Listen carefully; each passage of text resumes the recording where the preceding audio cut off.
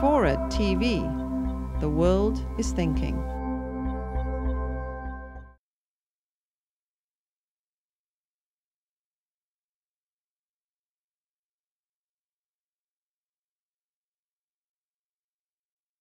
Politics isn't just opinion. Politics isn't just the ideas that you have.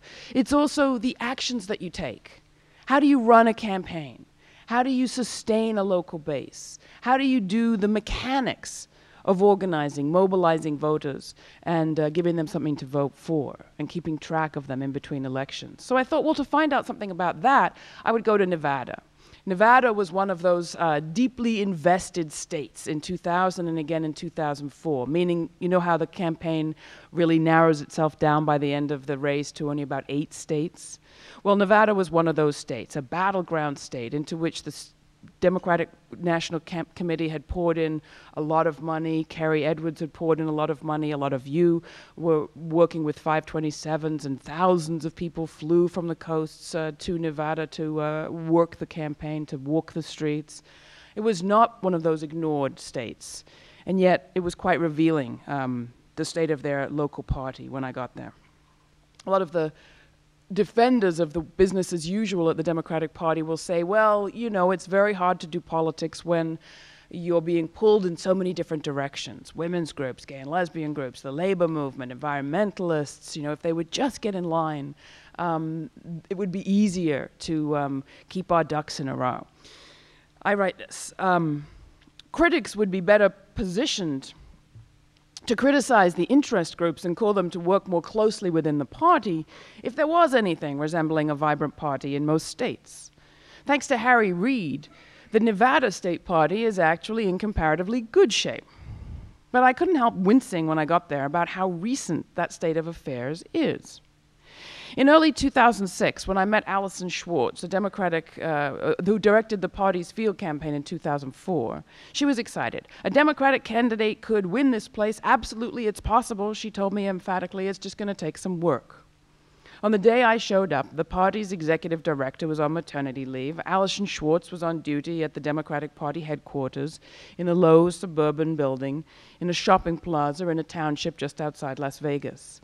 The party office could easily be mistaken for a shop. Storefront windows face out onto the street, stacks of papers pile up left and right. It looks like a place that's selling something, which of course it is. But it's, Schwartz sums the product up as democratic values, a phrase I heard from Democratic Party officials everywhere I went. What it means is harder to pin down. Schwartz said she wasn't the ideology expert. She said that her area of expertise was organizing. She's thrilled about what she calls the new Democratic Party machine in Nevada. Why new, I ask with some trepidation. As Schwartz puts it, it's new because, well, before 2004, things were pretty skeletal. A political consultant who preferred to remain anonymous put it more bluntly. She said, before Reid took over party leadership, there was no party in this state.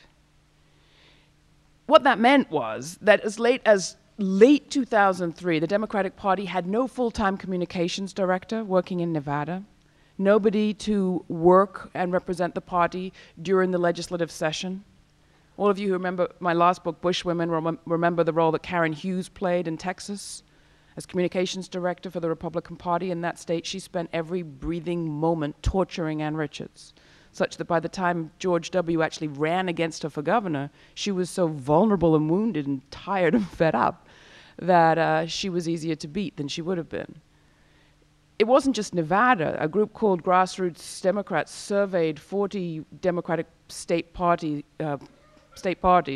after the 2004 election and found that 66% had no full-time communications director. Over half had no functioning website. Most let go their staff the minute any big campaign was over. And not just their campaign staff, but in some cases their compliance officers, the people who fill out the legal forms about whether the money's been spent legally. None of us with nonprofits would be allowed to run an organization that way. Why is it an okay way to run a party? What I found in Nevada was that just about everybody working for the party, like Allison Schwartz, had been flown in from someplace else. She was from Minnesota. She came just 3 months before the election. Great woman, worked really hard, but she didn't know the place. So the question may not be that the country's too red. The question may be that the way the party's been doing politics in most of this country simply stinks. And that is both the good news, or rather it's both the bad news and the good news. Because a lot of people around this country have gotten it. They got it in 2000 that you can win the popular vote and still not win the White House. They got it in 2004 that you can match the money raising and still not beat the other team. I think what we saw in 2006 was a lot of people had gotten it, that when it came to electoral Democratic Party politics in their state, there was nobody effectively driving the bus. And they decided, you know what? How difficult could it be? And in states like Montana, that I write about for a cover story of The Nation magazine recently, you saw grassroots activists literally decide, we can figure this out.